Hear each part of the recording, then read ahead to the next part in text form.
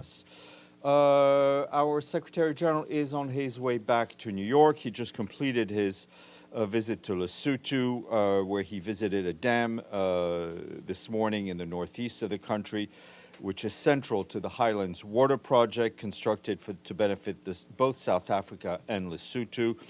As you know, the Secretary General has been speaking about Africa's potential and how Lesotho is setting remarkable example to the world by investing in renewable energy and in new dams and areas that will allow it to be in the front line of the countries that are able to be green in their development. And we will have the Secretary General back at the office here on Monday. Our special envoy for Syria, Geir Pedersen, is on his way to Jordan today for high-level discussions. Over the weekend, he plans to meet with Arab foreign ministers, as well as the foreign minister of Turkey, the U.S. Secretary of State, and other senior officials who will be present at a meeting in Aqaba. Mr. Pedersen has held numerous phone consultations in recent days on the situation in Syria. He's spoken with the foreign minister of Saudi Arabia, Iraq, Jordan, and the Netherlands, as well as senior officials from a range of other countries. His office has maintained regular contact with key actors on the ground.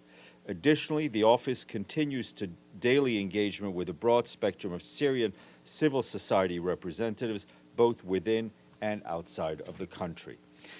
Meanwhile, the Office of the Coordination of Humanitarian Affairs says the UN and our partners are continuing to support the response in Syria as the security situation permits. Healthcare across the country continues to be disrupted against the backdrop of a fluid security situation. Some facilities have had to close due to looting or lack of medical staff and medicine. In northeast Syria, our health partners have activated more than 20 mobile health medical units for critical cases to provide primary care consultations. And in the northwest, 30 medical teams have been deployed to provide basic health care, vaccinations, and maternal care. We also continue to support displaced people and deliver aid, including food, tents, winter clothes, hygiene kits, and cash. However, our humanitarian colleagues tell us that more support is needed to reach more people and support host communities. For its part, UNHCR says although figures are not yet available, thousands of Syrian refugees have started to return to Syria from Lebanon through the official Masna border point, as well as other border crossings. At the same time, some Syrians have fled into Lebanon. UNHCR also says that in the past 72 hours, they've been able to resume through their local partners some of their activities in areas which are now more secure. For example, UNHCR supports 114 community centers all over Syria, which provide a whole range of services to Syrians and to the internally displaced, but also to those who are returning.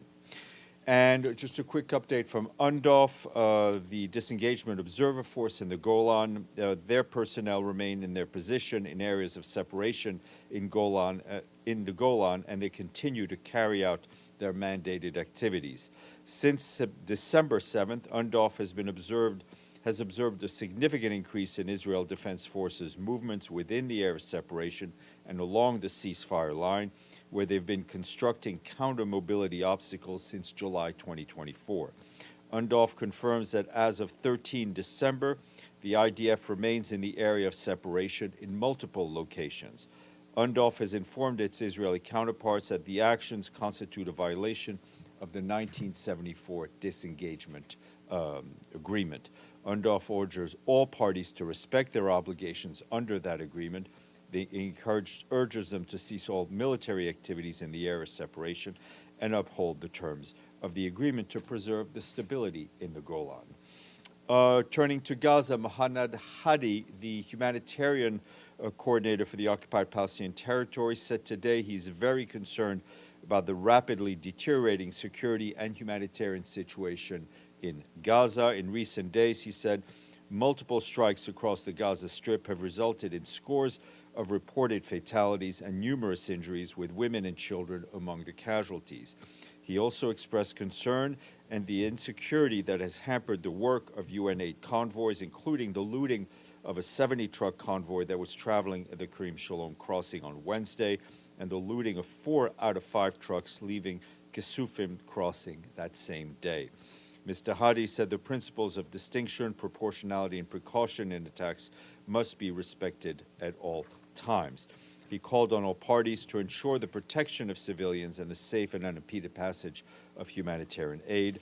OCHA says since October 6th, the UN and our partners have tried to coordinate 137 missions to those parts of the north. More than 90%, that's about 124 planned mission, were denied outright. The other 13 were approved, but then faced impediments along the way. Since Monday, we've submitted 16 requests. That's between 3 and 5 each day. Almost all were flat out denied. The only mission to get the green light was prevented from moving into all the areas it set out to reach.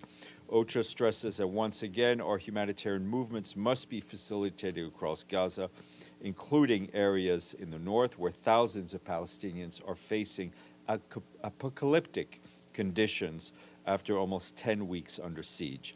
I would also remind you that the Famine Review Committee has said already on November 8th there was a strong likelihood that famine was imminent in northern Gaza and called for immediate action within days and not weeks.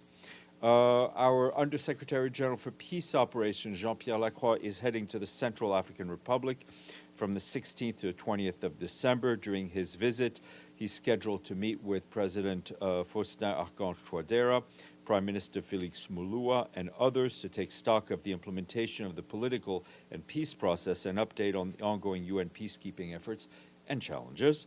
As part of his trip, Mr. Lacroix will meet with peacekeepers serving in the country and will also engage with civil society organizations, women groups, and religious leaders. He will travel to Bambari in the Waka region in northeast Bangui, where he will engage local stakeholders. He will also visit the village Intégré, a site built by humanitarian community following an arson attack in the Bambari site for displaced people back in 2022.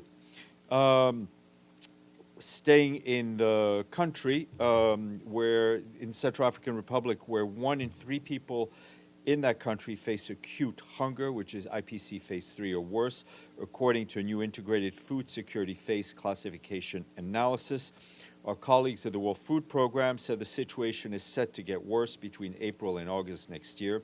If they do not receive adequate humanitarian assistance, 2.3 million, or about 35% of the population, are expected to face acute food insecurity, including over 430,000 men, women, and children at risk of emergency levels of hunger.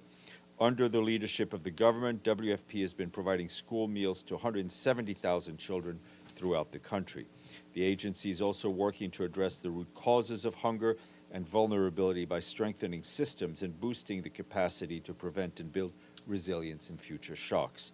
WFP provides food, nutrition assistance to crisis-affected population, including Sudanese refugees, internally displaced people, as well as returnees to the CAR. To continue this work through May of next year, the agency needs $56.2 million. And staying in the region, but coming back to the Security Council, this morning the Special Representative, the Secretary General for Central Africa, Abdou Abari, said challenges the world faces are also impacting the Central African region.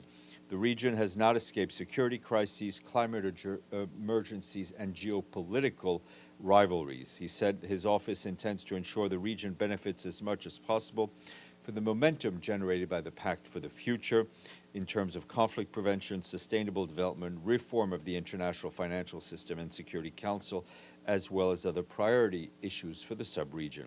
He also said he's following with great attention the preparations for several elections due to take place in the region next year and in 2026, noting that countries including Chad, Cameroon, Gabon, and the Central African Republic have all requested electoral assistance from the United Nations, and most have already received needs assessment missions.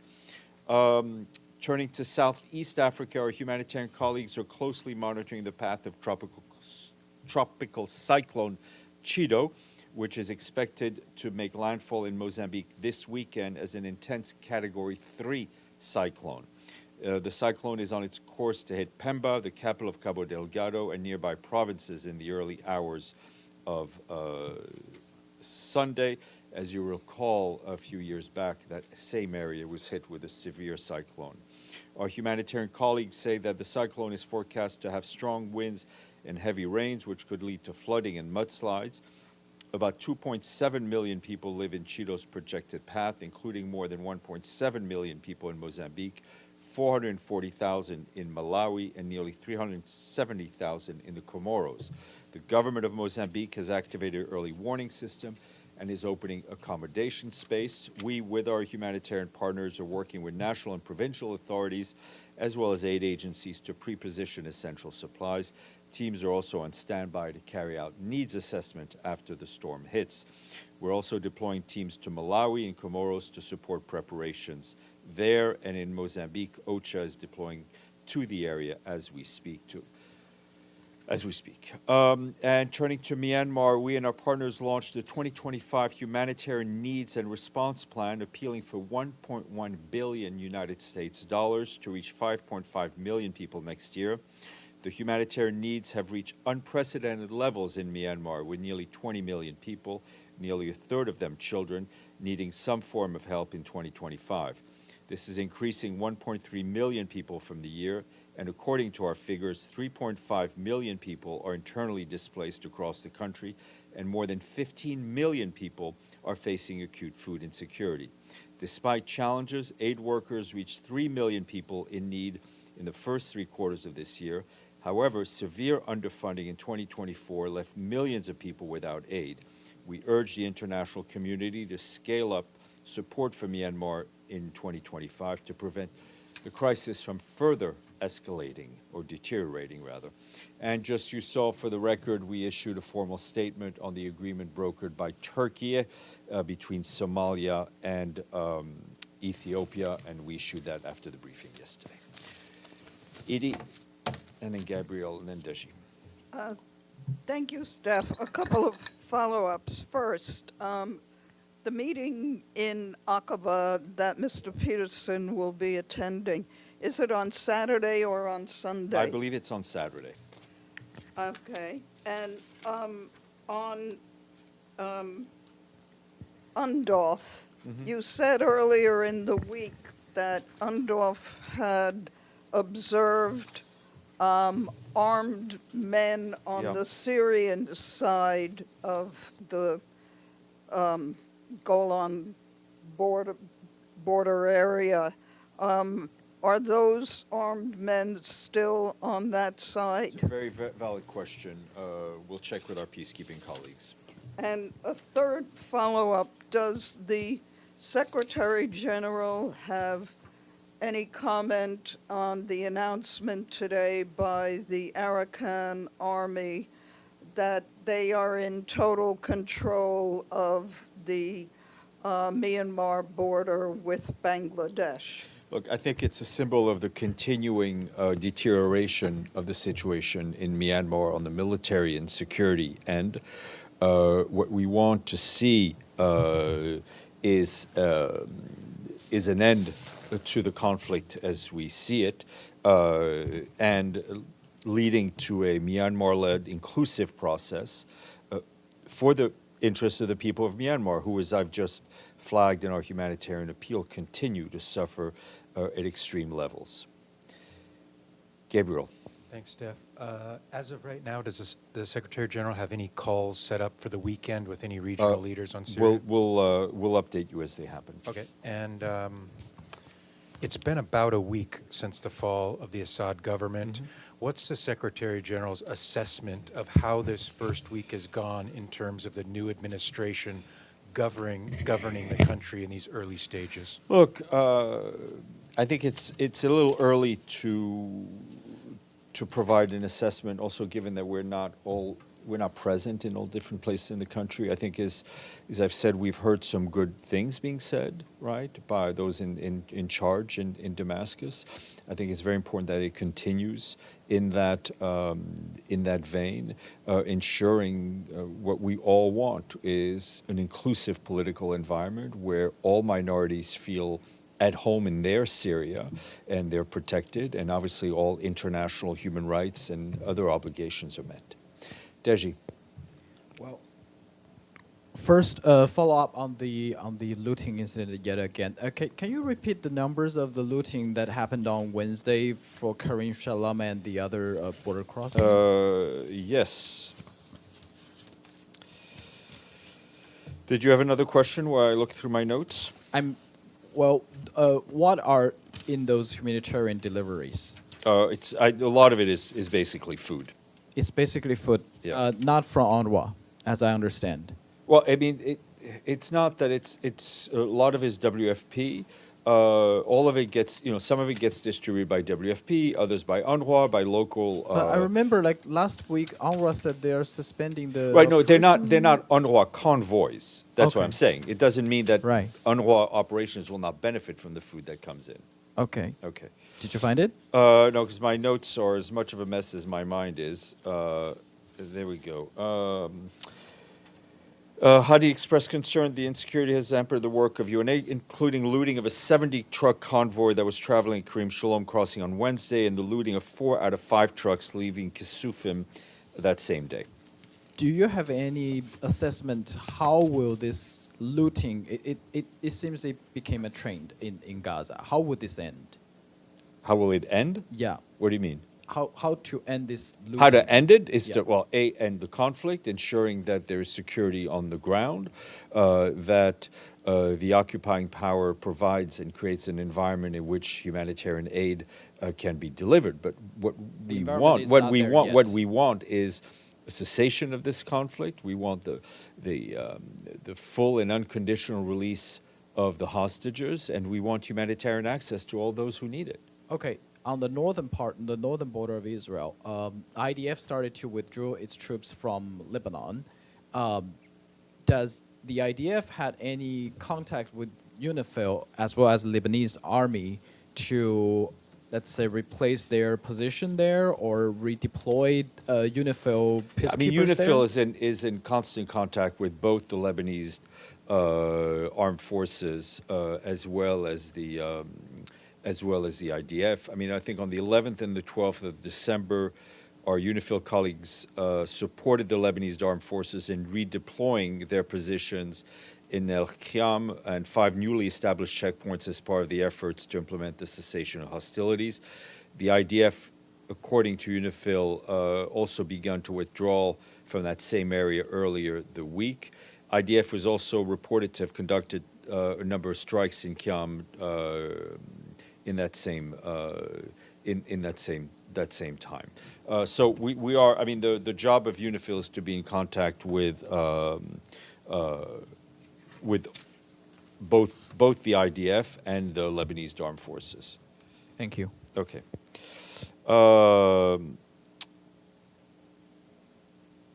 Okay.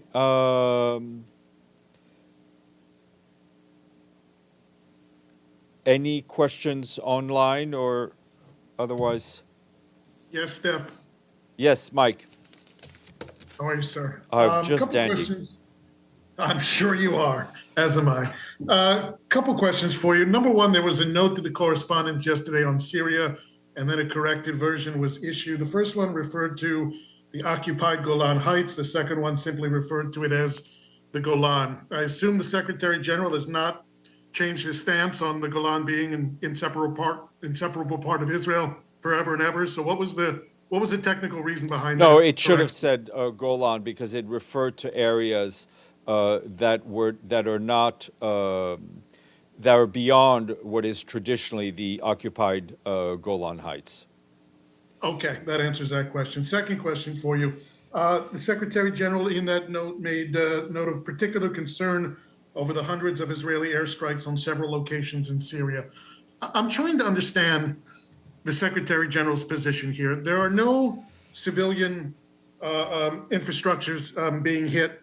These are targeting chemical weapons. They're targeting long-range missiles so that Israel can knock a 7-front war maybe down to 6.